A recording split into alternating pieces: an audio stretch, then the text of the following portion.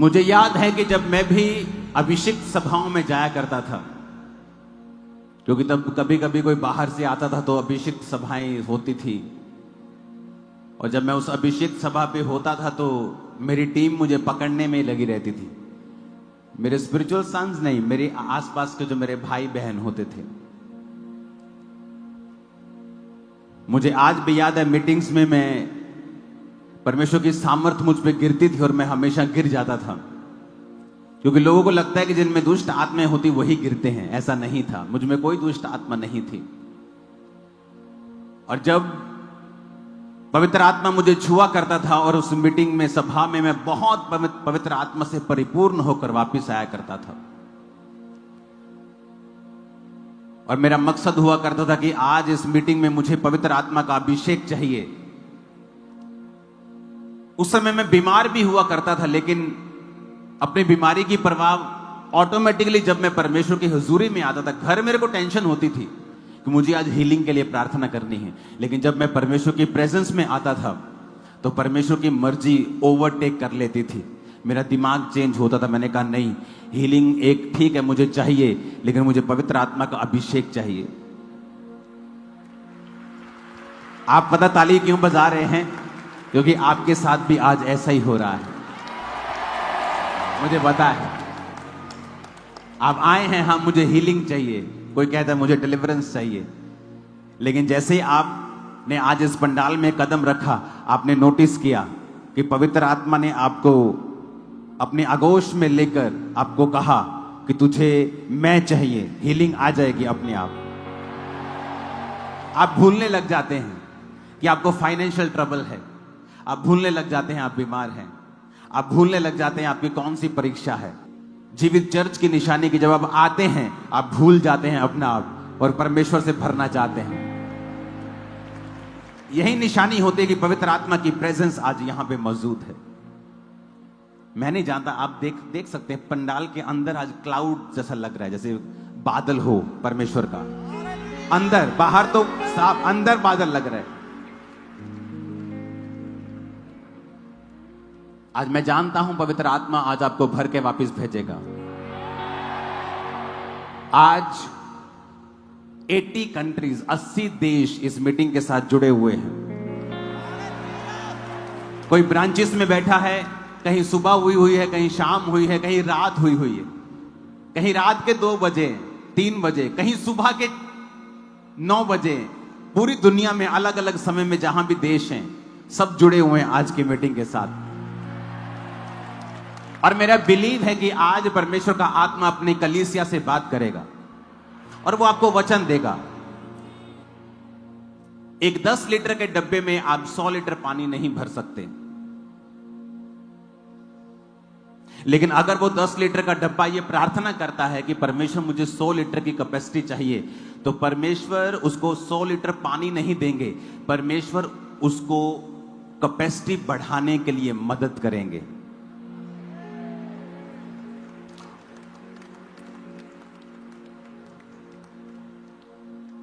जब आप परमेश्वर से कुछ मांगते हैं तो कई बार परमेश्वर उसे दे नहीं पाते, क्योंकि आत्मा में आप अभी बच्चे हैं। एक बच्चे को उसका बाप खिला सकता है, पिला सकता है, कपड़े दे सकता है, खुश कर सकता है, लेकिन उसे प्रॉपर्टी का वारिस, हैंडलर, साइन करने वाला अथॉरिटी नहीं बना सकता। उसे आत्मा में बड़ा होना, शरीर में बड़ा होना पड़ेगा, उसी तरह आपको आत्मा में बड़ा होना पड़ेगा बड़ी चीजें हैंडल करने के लिए। तो जिस तरह शरीर की खुराक और समय आपको शरीर में बड़ा करता है, उसी तरह आत्मा की खुराक। कोई नहीं कह सकता कि मैं 12 साल से 18 साल का होना चाहता हूं और मैं खाना ना खाऊं, तो उसकी बढ़ोतरी नहीं हो सकती। उसी तरह अगर परमेश्वर ने आपको आत्मा में बड़ा करना है तो वो आपको आत्मिक खुराक देकर आपको राइट नॉलेज देगा। जब आपके अंदर राइट नॉलेज होगी वर्ड ऑफ गॉड की, आपकी कैपेसिटी जो होगी वो बढ़ जाएगी। फिर आपको प्रार्थना करने की भी जरूरत नहीं पड़ेगी, क्योंकि जिस घर में 100 लीटर वाला बर्तन होगा और 100 लीटर का काम मेरे पास पेंडिंग पड़ा होगा, तो उस बर्तन को कहने की जरूरत नहीं मुझे इस्तेमाल कर, मुझे पता है कि मुझे काम है, मुझे ये 100 लीटर का बर्तन चाहिए, तो मैं उसे इस्तेमाल करूंगा।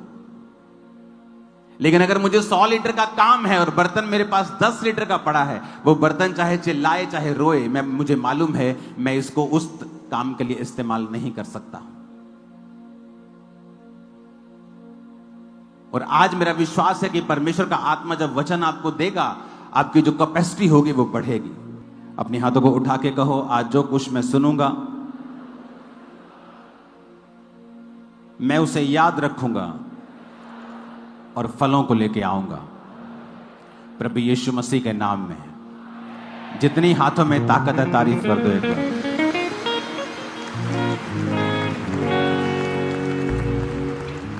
सब वचन को खोलेंगे, निर्गमन 15 उसकी 23 से लेके 25 आयत को। आवाज करनी आप बंद कर दो। अगर आपको ऑयल नहीं मिला, मिल जाएगा बाद में। कुछ नहीं मिला, कुछ करना है, सब बंद कर दो। वॉलंटियर खास तौर पे आप चुप कर जाओ। अपने पड़ोसी को बोलो, ध्यान से सुन, क्योंकि वचन ही है जो तुझे शुद्ध करता है, तुझे तेरी लिमिट को खत्म करता है, तुझे लिमिटलेस बनाता है और आशीषित करता है। आमीन। आज बहुत से लोगों को पवित्र आत्मा भरेगा।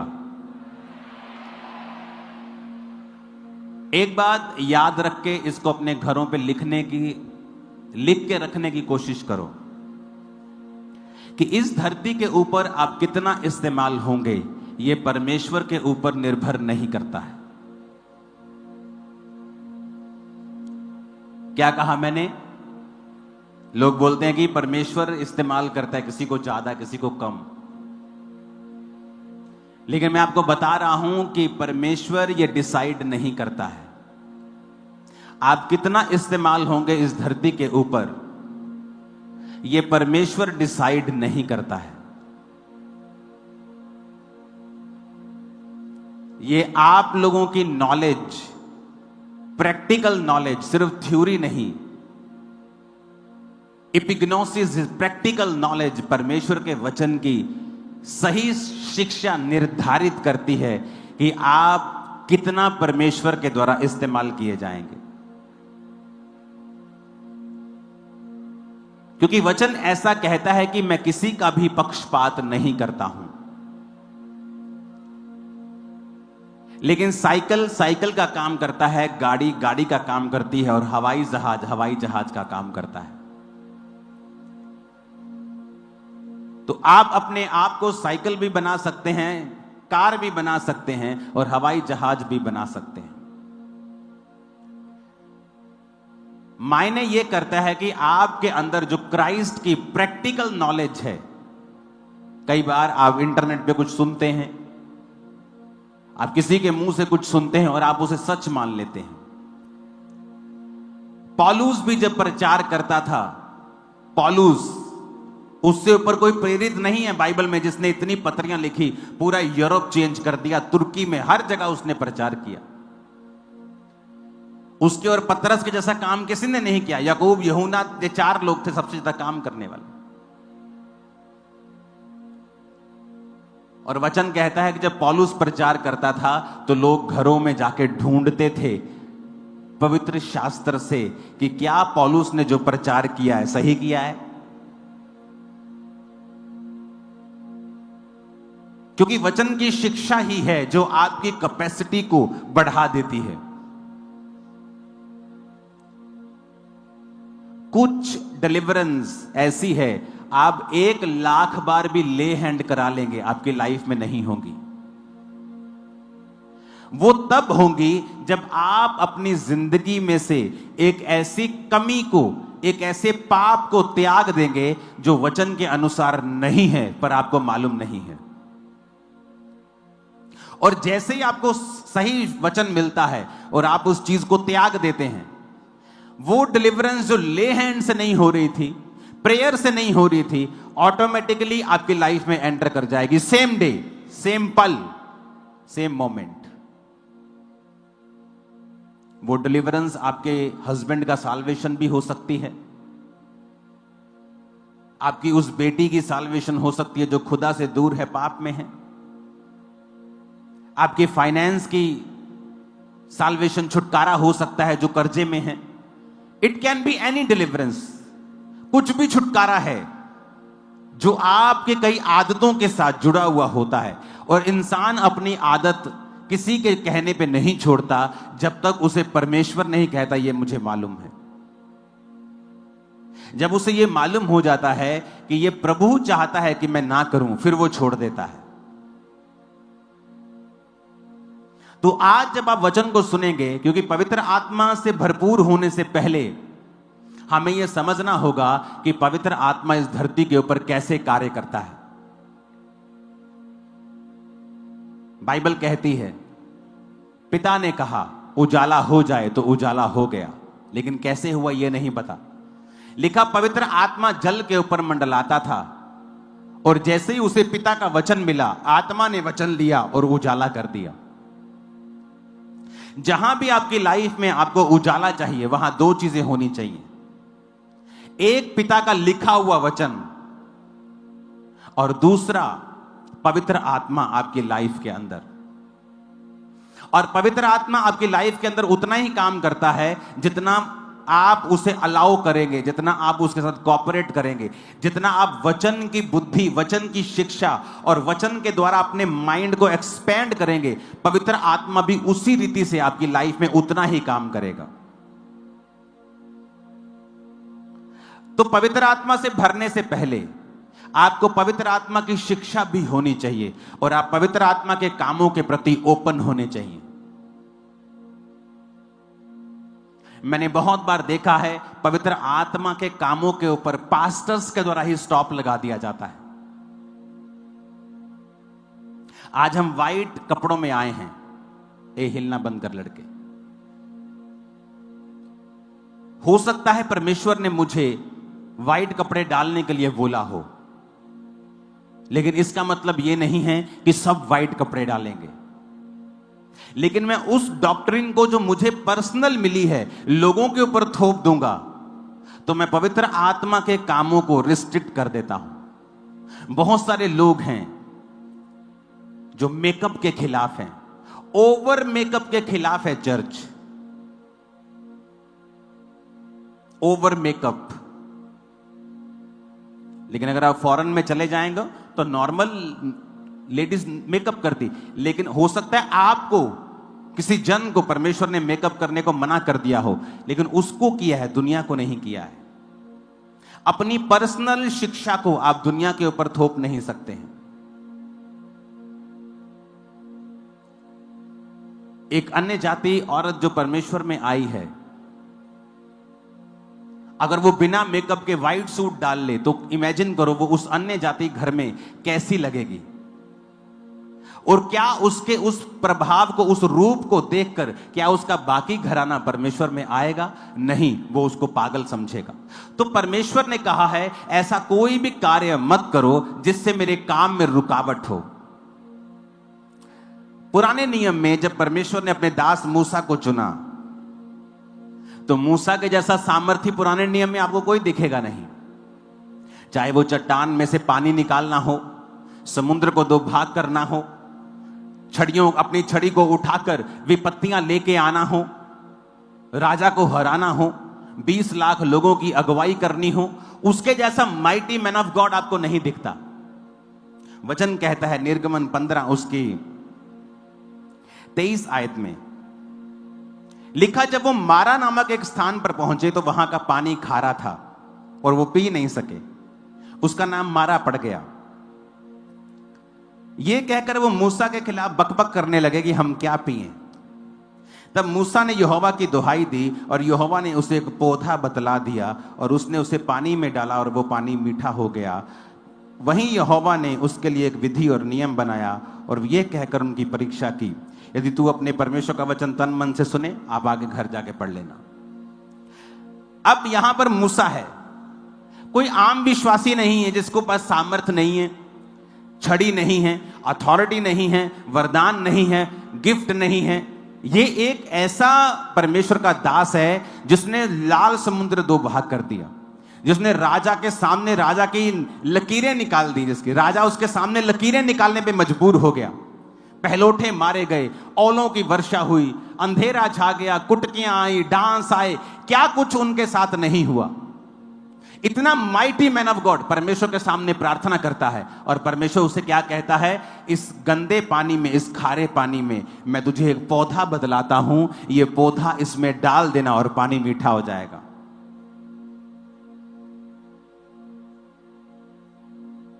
अब वहां पर परमेश्वर ने एक पौधे को इस्तेमाल किया। परमेश्वर ने नहीं कहा मूसा प्रार्थना कर और अपना हाथ रख, मैं उस पानी को ठीक कर दूंगा। परमेश्वर ने कहा ये पौधा ले और इसमें डाल दे। दूसरा राजाओं 2 उसकी 19 से लेके 21 आयत तक हम पढ़ेंगे। उसमें लिखा है, नगर के निवासियों ने अलीशा से कहा, देख यह नगर मन भावने स्थान पर बसा है और जैसा मेरा प्रभु देखता है, परंतु पानी बुरा है और भूमि गर्भ गिराने वाली है। उसने कहा, एक नए प्याले में नमक लेकर मेरे पास आओ, और वे उसे उसके पास ले आए।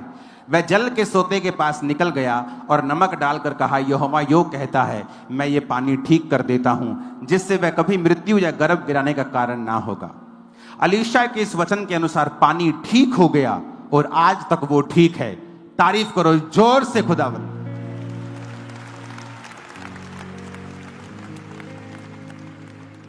अब कौन था Alisha? Another mighty man of God, नदी को 2 भाग करने वाला, बड़े बड़े मिरेकल्स करने वाला, मुर्दों को जिंदा करने की सामर्थ्य उसके अंदर थी। और उसको उसके लोग कहते हैं ये पानी बहुत बुरा है, खारा है। तो जब हम पानी पीते हैं तो लेडीज का अबॉर्शन हो रहा है, मिस कैरेजेस हो रहे हैं। उसने कहा एक नए प्याले में नमक लेके आओ। आपको क्या लगता है अलीशा ने ऐसा क्यों कहा? क्या अलीशा अगर अपने आप से कहता तो क्या वो पानी चंगा होता? कभी नहीं चंगा होता। क्या मूसा अगर अपने आप से कहता कि फलाना पौधा इसके अंदर डाल दो, पानी ठीक हो जाएगा, क्या वो होता? कभी नहीं होता। वो एक ऐसे प्रभु के जन थे जिनको पवित्र आत्मा अगुवाई करता था। अब यहां पर कोई मूर्ख कहे कि नहीं एलीशा को प्रार्थना करनी चाहिए थी, ये क्या है बाबों का काम, नया प्याला ले आओ, नमक ले आओ। जब पवित्र आत्मा कार्य करता है वो तुम्हें पूछ के नहीं करता, वो तोता नहीं है, वो आत्मा है खुदा का, जैसे करना चाहता है वैसे करता है। तुम उसको डिब्बे में बंद करना चाहते हो, इसीलिए आज लोग उस लेवल पे नहीं जा पाते जो परमेश्वर उनके जीवन में चाहता है। यहां पर वो माइटी मैन ऑफ गॉड है, क्या ले हैंड नहीं कर सकता उसके ऊपर, पानी के ऊपर? क्या प्रार्थना करके ठीक नहीं कर सकता? कहता नए प्याले में नमक लेके आओ। लोगों को लगता है जब आप बाबाओं के पास जाते हैं आपको कुछ देते हैं, लोगों को लगता है कि ये बाबा कल्चर है, मसीह में ऐसा नहीं होना चाहिए। अरे उल्टा है, ये मसीह ऐसा होता था, मसीह लोग करते थे, उन्होंने कॉपी की है, क्योंकि शैतान हमेशा कॉपी करता है। वो ओरिजिनल को देखता है, सब चीज कॉपी कर लेता है। आपको समझ आ रही मेरी बात?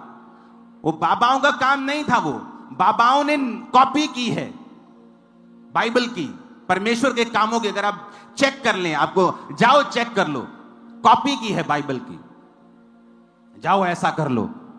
लेकिन वो तो परमेश्वर की आत्मा के द्वारा नहीं कह रहे, ये तो प्रभु की आत्मा ने कहा जाओ नए प्याले में नमक लेके और उसमें डाल दो। बुरा कब होगा? बुरा क्या है? बुरा ये है जब वो नमक 25-25 हजार में बिकने लग जाए। बुरा ये है कि वो पौधा 50-50 हजार में बिकने लग जाए। तेल बुरा नहीं है, बुरा ये है कि ये तेल जब हजारों रुपए में बिकने लग जाए। जब आपको दिया गया है फ्री, आज ये वही कार्य करेगा जो अलीशा की लाइफ में हुआ था, जब मूसा की जिंदगी से हुआ था, वही करेगा ये। और लोगों को मालूम नहीं कि ये पवित्र आत्मा कर रहा है, तुम्हारे कहने से रुकने वाला नहीं है। ऐसी हजारों घटनाएं हैं बाइबल में। क्या मूसा सामर्थी नहीं था? क्या वो प्रार्थना नहीं कर सकता था? क्या यहोवा उसकी विनती नहीं सुनते थे? क्या एलीशा सामर्थी नहीं था? क्या परमेश्वर उसकी प्रार्थना को नहीं सुनता था? लेकिन इसीलिए कहा जाता है कि जब आप चाहते हैं पवित्र आत्मा आपको इस्तेमाल करे, अपने आप को परमेश्वर के हाथों में सौंप दे। सियाने बनने की कोशिश ना करें। परमेश्वर को सिखाएं मत कि नहीं, तुझे मेरी प्रार्थना के द्वारा ही काम करना है। उससे सियाने मत बने, परमेश्वर उसके सामने बच्चे बने और अलाउ करे होली स्पिरिट को कि वो किस तरह से आज आपको इस्तेमाल करता है। आप किसी के घर में जा रहे हैं सुसमाचार प्रचार करने, हो सकता है आप बड़े सरमन सोच के गए हों, लेकिन जब आप वहां पे पहुंचे, अगर आप पवित्र आत्मा के जन हैं, पवित्र आत्मा हो सकता है आपसे बोले कि नहीं, इससे प्रचार की बात मत कर, इससे बिजनेस की बात शुरू कर। आप उससे बिजनेस की बात शुरू करते करते कैसे वो प्रचार के रूप में आप बाद में उसे चेंज कर देंगे, और कैसे पवित्र आत्मा उसको छू लेगा और आप वचन से उसे ऐसी शिक्षा दे देंगे उसको मालूम भी नहीं होगा और वो मसीह में आ जाएगा। ये पवित्र आत्मा का काम है। लेकिन उसके लिए आपको खुला रखना पड़ेगा अपने आप को कि होली, आज लोग समझते हैं अपने आप को सियाने, अपने आप को मूर्ख समझो। पवित्र आत्मा के हाथों में अपने आप को दो ताकि वो कैसे काम करता है। बाइबल देखो, बाइबल भरी भरी पड़ी है। दूसरा राजाओं 20 उसकी 4 से लेकर 7 आयत तक हम पढ़ेंगे। उसमें लिखा है, तब ऐसा हुआ कि यशाया आंगन के बीच तक भी जाने नहीं पाया था।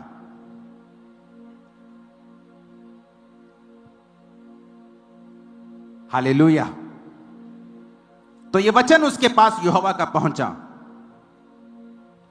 यशाया गया हिजकिय्याह नबी के पास, तेरी मौत आ गई है, अपने घराने में आज्ञा दे, जिसको जो प्रॉपर्टी देनी है दे दे। प्रभु कहता है कि जो बीमारी तुझे हुई है इससे तू मर जाएगा। हिजकिय्याह रोया, प्रभु के सामने उसको अपने पुराने सारे रिकॉर्ड ले आया कि प्रभु मैंने अच्छी तरह से तुझे माना है। तो लिखा भी यशाया मैसेज दे के वापस नहीं पहुंचा भी नहीं था, परमेश्वर फिर से यशाया को कहता है कि लौट कर मेरी प्रजा के प्रधान हिजकिय्याह से कह दे कि तेरे मूल पुरुष दाऊद का परमेश्वर यहोवा यूं कहता है कि मैंने तेरी प्रार्थना सुनी और तेरी आंसू देखे हैं। देख, मैं तुझे चंगा करता हूं, परसों तो यहोवा के भवन में जा सकेगा। मैं तेरी आयु 15 साल और बढ़ा दूंगा। मैं अशूर के राजा के हाथ से तुझे और इस नगर को बचाऊंगा, और मैं अपने निमित्त और अपने दास दाऊद के निमित्त इस नगर की रक्षा करूंगा। तब यशाया ने कहा, अंजीर की एक टिकिया ले और उसे लेकर अपने फोड़े पे बांध। तब वो चंगा हो गया। अब रोक सकते हो पवित्र आत्मा को? रोक सकते हो पवित्र आत्मा को? यशाया कहता, अंजीर की एक टिकिया ले। उसे कैंसर का फोड़ा था, आम फोड़ा नहीं था। कोई आम फोड़े से मरता थोड़ी है, वो मर रहा था, डेथ बेड के ऊपर था। प्रार्थना की, मन खोला, रो रो कर प्रेयर की, पास्ट बताया, प्रभु मैं तेरे साथ वफादार रहा हूं। अभी यशाया वापस पहुंचा नहीं, प्रभु ने कहा वापस जा फिर से। अरे प्रभु अभी तो मैं आया हूं। नहीं, फिर वापस जा और उसे बता मैंने उसके आंसू देखे, प्रार्थना सुनी, उम्र को 15 साल बढ़ा दूंगा। और यशाया ने कहा, अंजीर की एक टिकिया लेकर अपने फोड़े पे बांध ले, और लिखा तू ठीक हो जाएगा। और वो ठीक हो गया और परसों यहोवा के भवन को चला गया। अब यहां पर भी बहुत से ज्ञानी आएंगे आपको ज्ञान देने के लिए कि यशाया अगर सामर्थी है, प्रभु का असली भविष्यद्वक्ता है, तो उसने प्रार्थना करके उसको चंगा नहीं किया। अरे तुम्हें क्या लेना देना जैसे परमेश्वर काम करना चाहे? तू क्या परमेश्वर का वकील है? तुझे क्या लेना देना? तू ये मत कह प्रभु ऐसे ऐसे कर, तू ये कह प्रभु मैं मौजूद हूं, मुझे इस्तेमाल कर, जैसा तू चाहे वैसा इस्तेमाल कर। हालेलुया। जब आप पवित्र आत्मा के प्रति खुले होंगे कि पवित्र आत्मा किसी भी रीति से आपको यूज कर सकता है, आप जज नहीं कर रहे होंगे, तब होली स्पिरिट आपकी आईज को ओपन करेगा, आपके माइंड को ओपन करेगा, आपकी कैपेसिटी को बढ़ाएगा और आप जो कर रहे हैं उससे कई गुना ज्यादा कर पाएंगे अपनी लाइफ में। हालेलुया। जब पवित्र आत्मा आपसे बात करता है, एक्चुअल में आप तब एक्सपेंड करते हैं। लोग बोलते थे जे ने हैगे ते फिर हॉस्पिटल जाके प्रेयर क्यों नहीं करते? हॉस्पिटल च करन दा प्रेयर।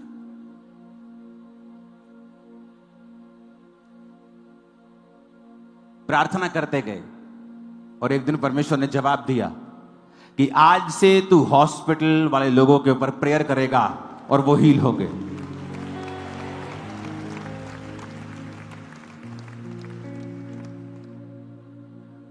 आप किसी हॉस्पिटल को पूछो जाके कि मैं प्रार्थना करने के लिए आना चाहता हूं, आधे हॉस्पिटल मना कर देंगे आपको।